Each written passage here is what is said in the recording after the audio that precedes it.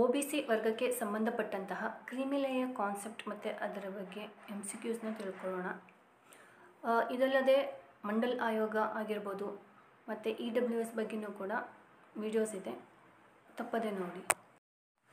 ಮಂಡಲ್ ಆಯೋಗ ಮತ್ತು EVSಗೆ ಸಂಬಂಧಪಟ್ಟಂತಹ ವಿಡಿಯೋಸ್ಗಳು ಇದೆ, ಅವನು ಒಮ್ಮೆ ನೋಡಿ. ತುಂಬ ಚಿಕ್ಕದಾದ್ರೂ ಎಲ್ಲ ವಿಷಯಗಳನ್ನು ಒಳಗೊಂಡಿವೆ. ಈಗ ಕ್ರಿಮಿಲೇಯರ್ ಎಂದರೆ ಏನು ಅಂದರೆ, OBC ವರ್ಗದ ಐಷಾರಾಮಿ ಜೀವನವಿರುವಂತಹ, ಶೈಕ್ಷಣಿಕವಾಗಿ ಮುಂದೆ ಇದ್ದ ಮತ್ತು ಸಮಾಜದಲ್ಲಿ ಉತ್ತಮ ಸ್ಥಾನ ಪಡೆದಂಥ ವ್ಯಕ್ತಿಗಳನ್ನು ಕ್ರಿಮಿಲೇಯರ್ ಎಂದು ಕರೆಯಲಾಗುತ್ತೆ. ಇವರಿಗೆ ಮೀಸಲಾತಿ ಸೌಲಭ್ಯಗಳಿಗೆ ಅರ್ಹರಲ್ಲ ಎಂದು ಪರಿಗಣಿಸಲಾಗಿದೆ. ಯಾರು OBC ವರ್ಗದಲ್ಲಿ ಉತ್ತಮ ಸ್ಥಾನದಲ್ಲಿ ಇರ್ತಾರೋ ಅಂಥವರನ್ನು ಕ್ರಿಮಿಲೇಯರ್ ಅಂತೇಳಿ ಪರಿಗಣಿಸಲಾಗುತ್ತೆ. ಜೊತೆಗೆ ಅವರಿಗೆ ಮೀಸಲಾತಿಯನ್ನು ನೀಡಲಾಗೋದಿಲ್ಲ. ಯಾವೊಂದು ಆಯೋಗದ ಮುಖಾಂತರ ಈ ಕ್ರಿಮಿಲೇಯರ್ ಪರಿಚಯವಾಯಿತು ಅಂತ ನೋಡೋಣ. 1971 1971ರಲ್ಲಿ ಸತ್ತನಾಥನ್ ಆಯೋಗವು ಕ್ರಿಮಿಲೇಯರ್ ಎಂಬ ಪದವನ್ನು ಪರಿಚಯಿಸಿತು. ಈ ಆಯೋಗವು ಕ್ರಿಮಿಲೇಯರ್ಗೆ ನಾಗರಿಕ ಹುದ್ದೆಗಳ ಮೀಸಲಾತಿ ನೀಡಬಾರದು ಎಂದು ಶಿಫಾರಸು ಮಾಡಿತು. ಅಂದರೆ ಯಾರು ಈ ಕ್ರಿಮಿಲೇಯರ್ ಅಡಿಯಲ್ಲಿ ಬರ್ತಾರೋ ಅಂಥವರಿಗೆ ನಾಗರಿಕ ಹುದ್ದೆಗಳಲ್ಲಿ ಮೀಸಲಾತಿಯನ್ನು ನೀಡಬಾರದು ಎಂದು ಶಿಫಾರಸು ಮಾಡಿತು. ಕ್ರಿಮಿಲೇಯರ್ಗೆ ಸಂಬಂಧಪಟ್ಟಂತೆ ಲ್ಯಾಂಡ್ಮಾರ್ಕ್ ಜಡ್ಜ್ಮೆಂಟ್ಗಳನ್ನ ನೋಡೋದಾದರೆ, state of Kerala versus NM Thomas, ಇದು 1976ರಲ್ಲಿ ಪ್ರಕರಣ ಬಂದಂತಹದ್ದು.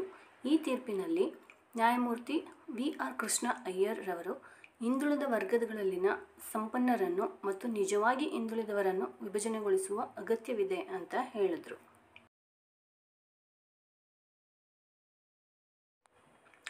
1971ರ ಸತ್ತನಾಥನ್ ಕಮಿಟಿಯ ಶಿಫಾರಸುಗಳು ಇನ್ನೂ ಜಾರಿಗೆ ಬಂದಿರಲಿಲ್ಲ. ತದನಂತರದಲ್ಲಿ ಈ ಪ್ರಕರಣವನ್ನು ಮಂಡಿಸಲಾಗಿತ್ತು. ಆದರೆ ಕ್ರಿಮಿಲೇಯರ್ ಪರಿಕಲ್ಪನೆ ಅಧಿಕೃತವಾಗಿ ಪ್ರಾರಂಭಗೊಂಡಿದ್ದು ಯಾವಾಗ ಅಂದರೆ, Indira Sahni versus union of India 1992 ತೀರ್ಪಿನಲ್ಲಿ ಸುಪ್ರೀಂ ಕೋರ್ಟ್ ಇದನ್ನು ಪರಿಚಯಿಸಿತು. ಈ ಕ್ರಿಮಿಲೇಯರ್ ಪರಿಕಲ್ಪನೆಯ ಅಡಿಯಲ್ಲಿ ಯಾವ ಯಾವ ಅಂಶಗಳು ಬರ್ತವೆ ನೋಡೋಣ. ಮೂಲಭೂತವಾಗಿ ಪೋಷಕರ ಸ್ಥಿತಿಯ ಮೇಲೆ, ಅಂದರೆ ಅಭ್ಯರ್ಥಿಯ ಸ್ವಂತ ಆದಾಯ ಅಥವಾ ಸ್ಥಿತಿಯ ಮೇಲೆ ಅಲ್ಲ, ಪೋಷಕರ ಆದಾಯವನ್ನು ಇಲ್ಲಿ ಪರಿಗಣನೆಗೆ ತಗೊಳ್ಳಾಗುತ್ತೆ. ಅಭ್ಯರ್ಥಿಯ ಆದಾಯವನ್ನು ಪರಿಗಣನೆಗೆ ತಗೊಳ್ಳಾಗೋದಿಲ್ಲ. ನೆಕ್ಸ್ಟ್, ಆದಾಯ ಮಿತಿ.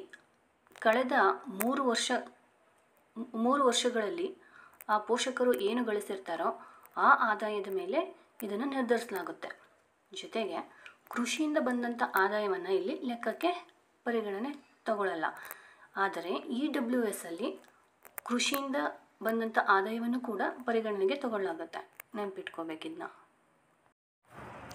ನೆಕ್ಸ್ಟ್, ಮೀಸಲಾತಿಯಿಂದ ಹೊರಗೆ ಇರ್ತಕ್ಕಂಥವ್ರು ಇನ್ಯಾರಪ್ಪ ಅಂದರೆ, ಗ್ರೂಪ್ A ಮತ್ತು B ಶ್ರೇಣಿಯಲ್ಲಿ ಇರ್ತಕ್ಕಂಥ ಸರ್ಕಾರಿ ಅಧಿಕಾರಿಗಳಿರ್ತಾರಲ್ಲ, ಅವರ ಮಕ್ಕಳುಗಳು ಕೂಡ ಈ ಮೀಸಲಾತಿಯನ್ನು ಪಡೆಯಲಿಕ್ಕೆ ಅರ್ಹರಾಗಿರೋದಿಲ್ಲ.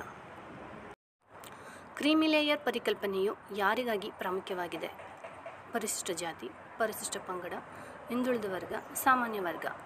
ಇದು ಹಿಂದುಳಿದ ವರ್ಗದವರಿಗೆ ಸಂಬಂಧಪಟ್ಟಂಥ ಕಾನ್ಸೆಪ್ಟ್ ಆಗಿರುತ್ತೆ. ಕ್ರಿಮಿಲೇಯರ್ ಪರಿಕಲ್ಪನೆಯ ಮುಖ್ಯ ಉದ್ದೇಶವೇನು? ಮೀಸಲಾತಿಯನ್ನು ಸಂಪೂರ್ಣ ತೊಡೆದುಹಾಕುವುದು, ಮೀಸಲಾತಿಯಿಂದ ಬಡವರನ್ನು ಹೊರಗಿಡುವುದು, ಮೀಸಲಾತಿಯ ಲಾಭ ನಿಜವಾದ ಹಿಂದುಳಿದ ವರ್ಗದವರಿಗೆ ತಲುಪುವುದು, ಶೈಕ್ಷಣಿಕ ಮಟ್ಟವನ್ನು ಹೆಚ್ಚಿಸುವುದು. ಮೀಸಲಾತಿಯ ಲಾಭ ನಿಜವಾದಂತಹ ಹಿಂದುಳಿದವರಿಗೆ ತಲುಪುವಂತೆ ಮಾಡ್ತಕ್ಕಂತಹದ್ದು. ಹಿಂದುಳಿದ ವರ್ಗದವರಿಗೆ ಈ ಕ್ರಿಮಿಲೇಯರ್ ಕಾನ್ಸೆಪ್ಟ್ ಅನ್ವಯಿಸೋದು ಅಂತ ಗೊತ್ತು. ಆದರೆ ಅದರಲ್ಲಿಯೂ ಕೂಡ ಕೆಲವೊಂದು ಕ್ಯಾಟಗರಿಗಳಿಗೆ ಇದು ಅನ್ವಯ ಆಗೋದಿಲ್ಲ. ಯಾವುದು ಅಂತ ನೋಡೋದಾದರೆ, ಕ್ಯಾಟಗರಿ 1ನಲ್ಲಿ ಬರ್ತಕ್ಕಂಥವರು ಕ್ರಿಮಿಲೇಯರ್ ಅಡಿಯಲ್ಲಿ ಬರೋದಿಲ್ಲ.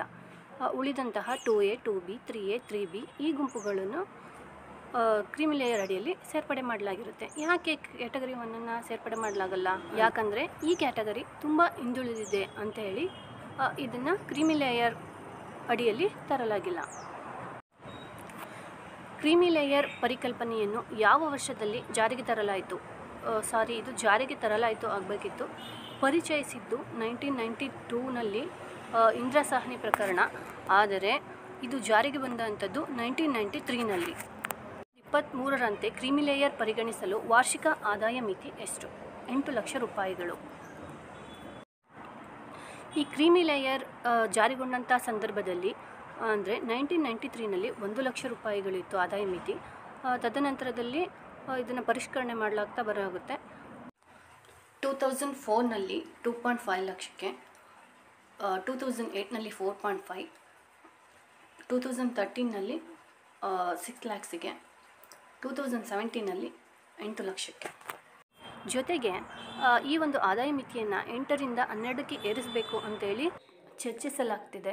ಮುಂದೊಂದು ದಿನ ಇದು ಅಪ್ಡೇಟ್ ಆಗಬಹುದು. ಈ OBC ಮೀಸಲಾತಿಯನ್ನು ಯಾವ ಸಂವಿಧಾನದ ವಿಧಿಯಡಿಯಲ್ಲಿ ನೀಡಲಾಗಿದೆ ಅಂತಂದರೆ 16(4) ಅನ್ನೋ ಆರ್ಟಿಕಲ್ ಮುಖಾಂತರವಾಗಿ ಈ ಮೀಸಲಾತಿಯನ್ನು ನೀಡಲಾಗಿರುತ್ತೆ. OBC ಮೀಸಲಾತಿಯ ಪ್ರತಿ ವರ್ಷದ ಆದಾಯ ಮಿತಿಯನ್ನು ಯಾರಿಂದ ಪರಿಷ್ಕೃತಗೊಳಿಸಲಾಗುತ್ತೆ ಅಂದರೆ ಕೇಂದ್ರ ಸರ್ಕಾರ ಇದನ್ನು ಆವಾಗವಾಗ ಅಪ್ಡೇಟ್ ಮಾಡ್ತಾ ಇರುತ್ತೆ. ಈ ಒಂದು ಮೀಸಲಾತಿಯನ್ನು ಹೊಂದಲು ಅರ್ಹರಾಗದ ಕುಟುಂಬಗಳಲ್ಲಿ ಸೇರಿದವರು ಯಾರಾಗಿರಬಹುದು? ಗ್ರಾಮೀಣ ರೈತರು, ವ್ಯಕ್ತಿ ಉದ್ಯೋಗಿಗಳ ಮಕ್ಕಳು, ಕೇಂದ್ರ ಸರ್ಕಾರಿ ಹುದ್ದೆಗೇರಿದವರು, ವಿದ್ಯಾರ್ಥಿಗಳು. ಇದರಲ್ಲಿ ಗ್ರಾಮೀಣ ರೈತರು ಈ ಒಂದು ಮೀಸಲಾತಿಯ ಅಡಿಯಲ್ಲಿ ಬರೋದಿಲ್ಲ. ಕ್ರೀಮಿ ಲೇಯರ್ ದೃಢೀಕರಣಕ್ಕಾಗಿ ಪ್ರಾಥಮಿಕ ದಾಖಲೆ ಯಾವುದು? ಕುಟುಂಬದ ಆದಾಯ ಪ್ರಮಾಣಪತ್ರ. OBC ವಿಭಾಗದ ಯಾವ ವ್ಯಕ್ತಿಗಳನ್ನು ಕ್ರೀಮಿ ಲೇಯರ್ನಲ್ಲಿ ಸೇರಿಸಲಾಗುತ್ತದೆ? ಗ್ರೂಪ್ ಆಗಬೇಕಿತ್ತು, ಅದು ಗೃಹ ಆಗಿದೆ. ಗ್ರೂಪ್ A ಅಥವಾ B ಅಧಿಕಾರಿಗಳ ಮಕ್ಕಳುಗಳು.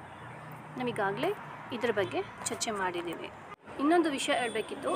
ಈ ಕ್ರೀಮಿ ಲೇಯರ್ ಅನ್ನತಕ್ಕಂಥದ್ದು ಫಸ್ಟು ಯಾವ ರಾಜ್ಯದಲ್ಲಿ ಪ್ರಾರಂಭಗೊಳಿಸಿದ್ದು ಅಂತಂದರೆ ಕೇರಳದಲ್ಲಿ.